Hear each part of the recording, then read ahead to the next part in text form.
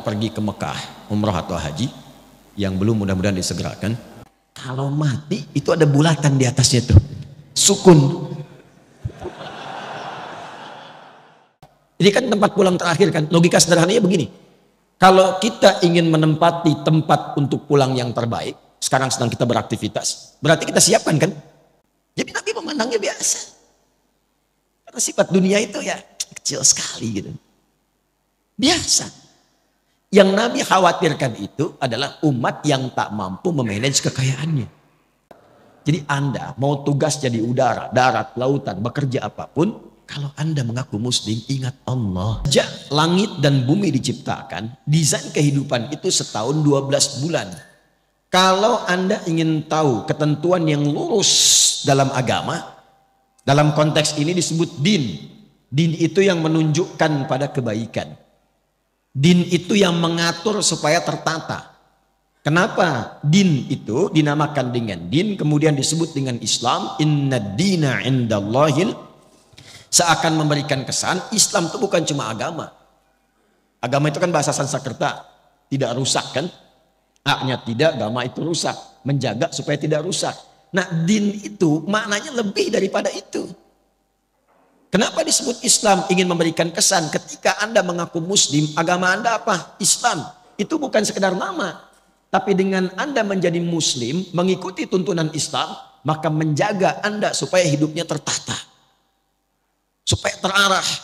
Hidup berkualitas. Makanya orang dulu masuk Islam itu hidupnya lebih berkualitas. Lebih baik. Silahkan cek. Kalau dia penuntut ilmu, pasti ilmunya meningkat, jadi lebih pintar, bahkan jenius. Kalau dia pebisnis, pasti ketika masuk Islam, dia tidak akan pernah kaya. Pasti. Tapi akan menjadi pribadi yang kebangetan kayanya. Betul standar. Itu pebisnis muslim itu kalau dagang, nggak pernah balik modal. Selalu balik untung. Betul. Kenal Abdurrahman bin Auf?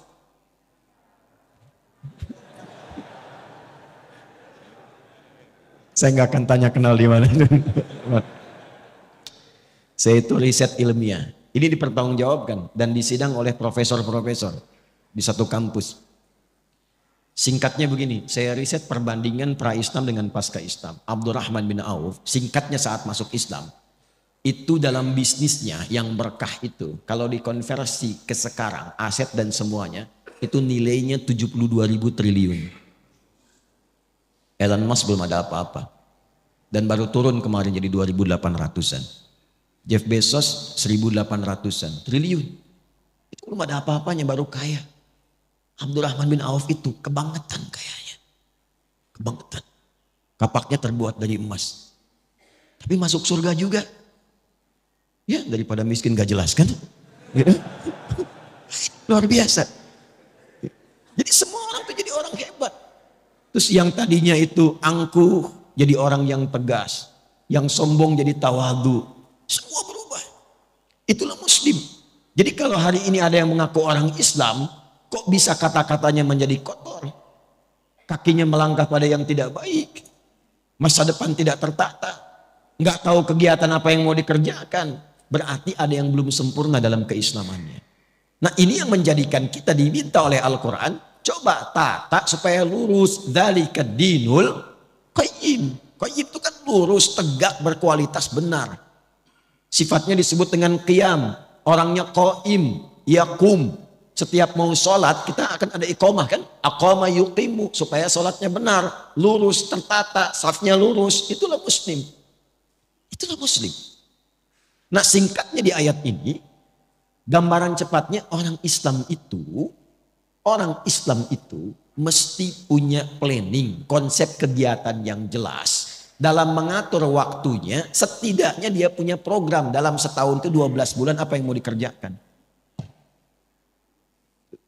Nanti akan ditarik ke harian. Makanya nanti akan dibagi ke dalam konsepsi waktu sholat. Itu setiap harinya. Tapi targetnya tahunan. Jadi Anda ini dalam setahun punya rencana apa? Kalau mau ditarik ke dunia dulu misalnya, ya coba. Dalam konteks Anda nih yang belajar mahasiswa. Dalam setahun ini apa yang mau dicapai? Kenapa yang dipilih kampusnya itu? Mau jadi apa ke depannya? Petakan, turunkan.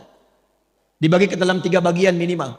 Makanya minha arbaatun hurum. 12 dibagi 4. Berapa? 3. Jatuhnya per trimester. 3 bulan, 3 bulan, 3 bulan. Bagi 4 bagian. Dievaluasi. Sudah tercapai belum? Tercapai belum? Apa yang harus dilengkapi? Apa yang harus dikurangkan?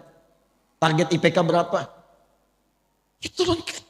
Bisnis demikian. Dalam setahun evaluasinya bagaimana? Itu standarnya. Itu paling rendah, paling standar. Nah, semakin tinggi lagi imannya, maka dia melampaui batas-batas dunia. Itu targetnya langsung akhirat. Targetnya langsung apa? Akhirat. Jadi cara menyusunnya begini. Mohon izin, saya tidak bermaksud mengajari, hanya menuangkan apa yang Al-Quran berikan petunjuk kepada kita. Jadi kalau seorang muslim itu semakin tinggi imannya, semakin kuat imannya, semakin banyak amal solehnya, itu orientasi hidupnya, dia memasang target akhirat dulu, baru tarik ke dunianya. Itu ada di Quran surah 59 ayat 18. Ya ayyuhalladzina amanuttaqullaha wal tanzur nafsum ma qaddamat lighad. Ghad di situ akhirat. Ghad di situ maksudnya akhirat. Ya, saya terangkan dengan ilmu nahwu dulu supaya cepat ya. Ya, yaitu huruf panggilan disebutkan setidaknya 361 kali dalam Al-Quran. Itu memanggil yang mendekat, yang menengah dan jauh. Semua jarak, semua aspek. Jadi kalau Anda pergi ke Mekah, umrah atau haji, yang belum mudah-mudahan disegerakan. Insya Allah. Dan tidak cukup dengan amin, nabung. Ya. Anda ada kesulitan, pengen dimintai bantuan, bilang aja, ya, nengok semua tuh. Yang dekat, yang menengah, yang jauh. Ayyuha disebutkan 150 kali dalam Al-Quran. Ayyunya munada untuk menguatkan informasi, haknya mengingatkan tanbih. Kemudian alladzina disebutkan 1080 kali dalam Al-Quran. Itu untuk memanggil semua tanpa kecuali, tanpa sekat. Mau laki-laki, perempuan, tua, muda, besar, kecil, melintasi status. Jadi Allah menginginkan semua hambanya tanpa kecuali. Yang punya jabatan, yang belum punya jabatan. Yang disebut kaya, yang disebut cukup, yang disebut ustadz atau jamaah. Allah nggak bedakan. Sepanjang engkau beriman, kata Allah, mesti punya visi hidup. Dan sepanjang engkau beriman, mesti ingat akhirat tempat pulang. Karena setiap kita pasti akan pulang. Setiap kita pulang. Gak ada yang gak pulang. Karena hidup kita itu bukan di sini itu tugas. Pulangnya ke sini. Walal akhiratu khairul laka minal ula. Nanti ke sini. Ini bukan tempat kita di sini. Sadari itu, kita terus sedang bertugas. Fil ardi itu membawa misi. Pulangnya akhir. Makanya disebut di Quran dengan mayyit. Quran surah 39 ayat 30. Innaka mayyitun. Mayyit itu kalau pakai tasydid itu yang akan meninggal. Ya, yang akan wafat. Wafat itu gerbangnya. Artinya menjalani masuk gerbang itu untuk masuk ke tempat yang baru. Itu yang abadi. Sedikit-sedikit lompatnya. Ini ada mayit begini. Ada mayit. Itu beda. Kalau mayit pakai tasydid itu masih hidup. Tapi akan meninggal. Jelas? Yang akan meninggal. Apa yang menyebabkan dia kemudian meninggal? Ajal tiba. Quran surah 7 ayat 34. Walikulli ummatin ajal. Ketika ajal tiba, apa yang menjadikan kemudian dia wafat? Maut yang datang. Ini semua yang terkorelasi. Ketika datang maut, dia mengambil tasdidnya nih. Ini bukan ilmu takatik ya. Ini seakan ini rohnya ini diambil, maut. Siapa yang ditugaskan? Malakul maut. Quran surah 32 ayat 11. Qul yatawaffakum malakul mautil ladzi wukila bikum. Maut. Ketika ini diambil jadi sukun. Nah, kalau sudah mayitun meninggal. Kenapa pakai sukun? Sukun itu dari kata sakinah. Sakinah itu tenang. Usahakan kalau meninggal itu usahakan yang tenang. Yang nyaman, yang husnul khatimah. Ya ayyatuhan nafsul mutmainnah. Hei jiwa-jiwa yang tenang. Ya, makanya dulu orang Jepang saja waktu bikin film kartun itu dan ditulis dalam tadinya komik ya, Susuke Watanabe itu 96 pernah membuat komik namanya Dragon Ball itu yang kemudian difilmkan.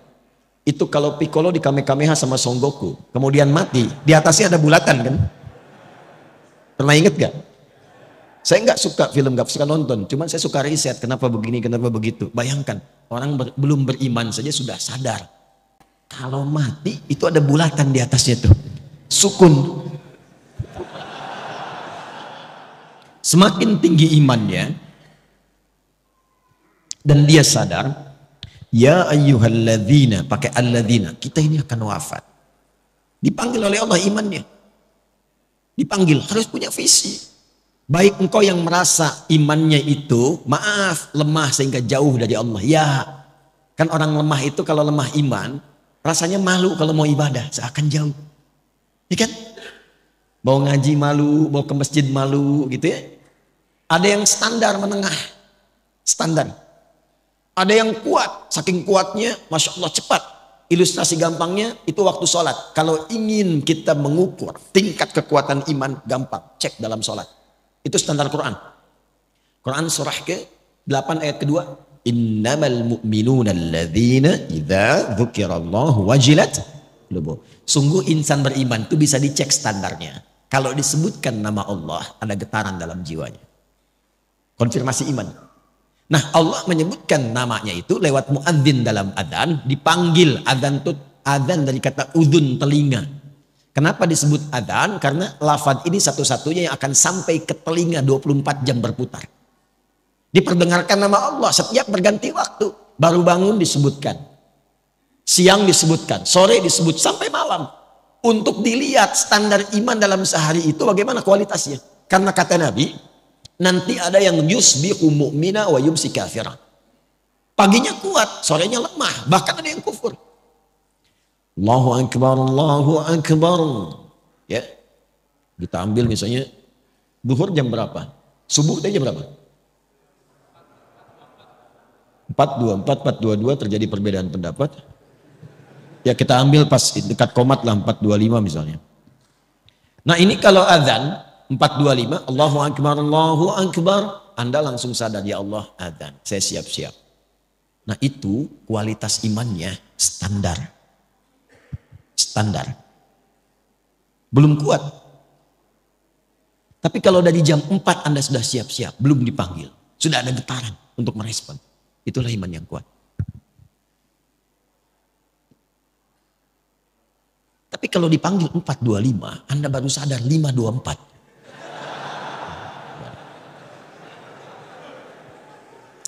Nah ini yang dimaksud lemah. Tapi ketika berbicara tentang visi dan misi hidup, Allah tidak bedakan. Dipanggil semuanya. Hei baik yang merasa imannya masih lemah, yang menengah ataupun yang kuat. Itu Masya Allah. Allah panggil semua dengan engkau mengerjakan ini. Yang lemah akan jadi kuat, yang kuat semakin rekat, dan yang menengah akan semakin dekat dengan Allah Subhanahu wa Ta'ala. Wal tanzur nafsum ma qaddamat. Engkau harus punya visi untuk pulang. Jangan-jangan dunianya nyaman, akhiratnya terancam. Maka cara menyusunnya begini. Nah ini yang paling penting. Kalau kita ingin menjalani aktivitas dunia, supaya nyaman, jadi apapun silakan. Ini tidak merubah status Anda. Yang wali kota tetap wali kota. Yang camat tetap camat. Yang dosen tetap dosen. Gak berubah. Tinggal Anda ingin upgrade atau tidak. Saking pentingnya bunyi itu ya. Mengingatkan, ya suruh nanti saya terangkan. Tarik ini sampai ke masa kita sekarang. Dari sini dulu, dari akhirat. Ini kan tempat pulang terakhir kan. Logika sederhananya begini. Kalau kita ingin menempati tempat untuk pulang yang terbaik, sekarang sedang kita beraktivitas, berarti kita siapkan kan? Tempat yang bagus, kalau pulang nyaman, tempatnya enak dan sebagainya. Nah Allah sudah menawarkan melalui Rasulullah, ada 8 tempat indah saat pulang di akhirat. 8 jenis. Yang disebut dengan jannah, surga. Jadi surga itu ada 8 jenisnya. Dari mulai yang biasa, tapi maaf, sebiasa-biasanya pun surga. Ya, mala ainan ra'at wala udhunun sami'at wala khatara ala qalbi bashar. Itu indah. Ingin apapun, celing langsung ada. Itu ada di Al-Baqarah ayat 25. Wa utubihi mutasyabihat. Antum sekarang, waduh lapar nih, dan nunggu dari tadi, ya kan? Pengen makan, pengen sarapan, pengen macam-macam. Di surga beda. Begitu antum ingat nasi uduk, celing ada. Apa aja? Itu yang surga biasa. Apalagi yang indah seperti Firdaus, surga Aden, Darussalam, Jannatun Na'im. Pertanyaannya, saya cuma tanya dua hal. Satu, siapa yang ingin masuk surga? Alhamdulillah. Tapi tidak semua yang ingin ke surga itu yang tahu dan jelas punya gambaran surga mana yang mau dimasuki. Ini antum nih yang kuliah, kalau nggak tahu apa yang mau dicapai, kampus mana yang mau dipilih? Mau jadi apa? Anda kalau nggak punya visi, untuk apa Anda bekerja beraktivitas, akan bingung apa yang mau dikerjakan, hasilnya apa yang mau diraih. Nah kita tarik dari atas, surganya mau yang mana? Supaya jelas. Nanti dari situ muncul kurikulum. Itulah yang dikerjakan selama hidup. Itu aja terus. Sampai wafat. Hidup itu kan gampang. Cuma tinggal menunggu wafat saja. Setelah itu selesai kita mendapatkan apa yang disiapkan. Nah saya ingin cepat. Karena waktunya tinggal 15 menit lagi. Setelah itu kalau ada waktu kita diskusi. Supaya memberikan kesempatan Syuruk dan yang lainnya. Fokus baik-baik. Saya akan cepat. Dari 8 jenis surga ini kita sepakati dulu jamaah. Mau surga yang mana? Ya, gak apa-apa. Saya paham ya. Kalau kan selalu terjadi begitu, nggak ada masalah ya. Nggak ada masalah. Memang rumusnya begitu. Kalau kita mau pilih sesuatu, pilih yang tinggi. Sehingga nanti effortnya dari dalam diri kita itu semakin kuat ingin mencapai. Jadi kalau nggak nyampe, nyangkutnya masih deket-deket. IPK 4. Target belajarnya itu kuat. Kalau nggak nyampe, nyangkutnya ya 3,9, 3,8. Jadi kalau mau target surga, targetkan yang tinggi. Sebab kalau yang biasa-biasa, yang penting ke surga ya nggak apa-apa. Kalau nggak nyampe, nyangkutnya di mana? Jadi Firdaus. Sudah? Oke, tarik ke sini. Tinggal keluarkan di Al-Quran kurikulum surga Firdaus. Tunggangi aktivitasnya di bumi. Dan alhamdulillahnya nggak pernah disebutkan dalam Quran hanya kiai, hanya ustadz, hanya habib, hanya tokoh, hanya ulama masuk surga ini. Tidak. Allah turunkan dalam bentuk sifat dan kegiatan kurikulum. Quran surah ke-23 ayat 1 sampai 9.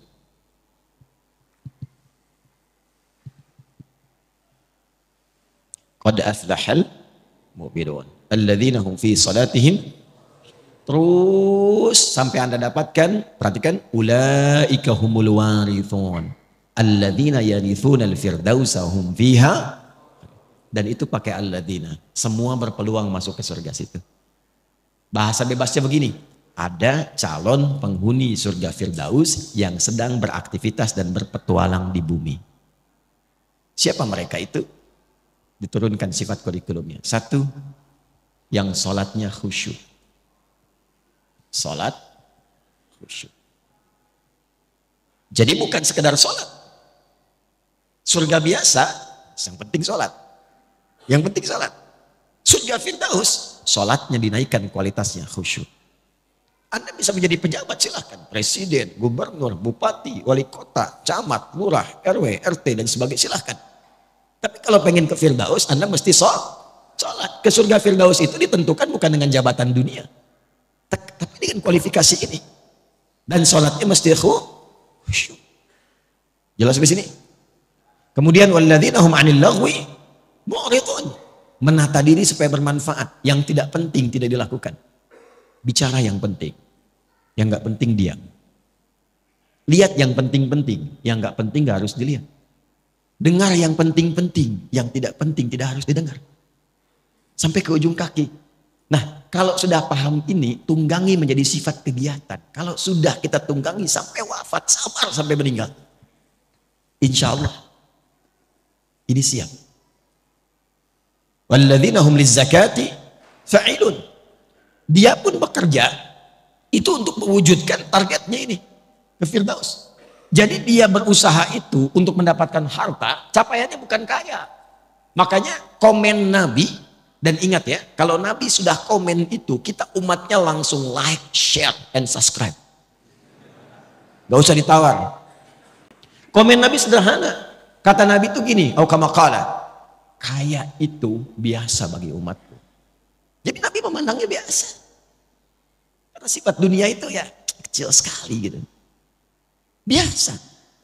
Yang Nabi khawatirkan itu adalah umat yang tak mampu memanage kekayaannya.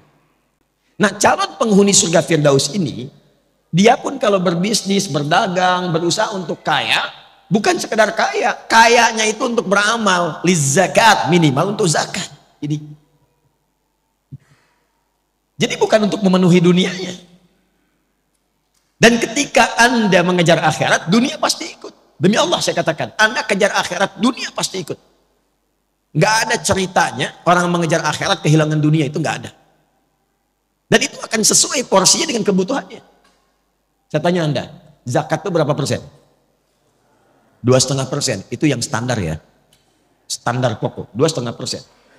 Ya Allah, hamba sudah berusaha sholat semaksimal sampai hidup saat ini. Hamba ingin menaati-Mu ya Allah. Berikan kesempatan untuk bisa berzakat selama hidup. Hamba tidak minta banyak ya Allah. Hamba ingin surga Firdaus, setidaknya berikan kesempatan 25 juta aja bisa zakat. 25 juta aja bisa zakat. Zakat 25 juta. Tapi kan Allah kasihnya 1 miliar. 2,5% dari 1 miliar berapa? 25 juta kan? Jadi ketika Anda minta 25 juta untuk zakat, Allah kasih 925 juta lebihnya. Itu konsep dasarnya. Jadi kalau Anda niatkan yang bisnis, yang kerja untuk menaati Allah, untuk ibadah, mengikuti pedoman Rasulullah, dunia ikut. Nanti lebihnya tinggal dibagi untuk keluarga yang dekat, keluarga menengah, keluarga jauh. Disinilah muncul skema infak namanya. Diatur kebutuhan Anda berapa, lebihnya itu untuk beramal. Makanya kita pandai-pandai melihat Allah titipkan apa kepada kita. Cuma 4 pilihannya. 1 ilmu, 2 harta, 3 kedudukan, 4 tenaga. Dan keempat-empat ini contohnya sudah ada pada kepribadian para sahabat ketika belajar dengan Nabi. Dan Nabi mengakumulasi semuanya. Jadi ketika Anda dititipkan pengetahuan, ilmu, mau jadi apapun. Maaf, ustadz, dosen, macam-macam. Nah, pertanggungjawaban pertamanya itu pertanyaannya bukan seberapa besar gelar Anda. Berapa banyak ilmu itu yang telah mengenalkan Anda dengan Allah.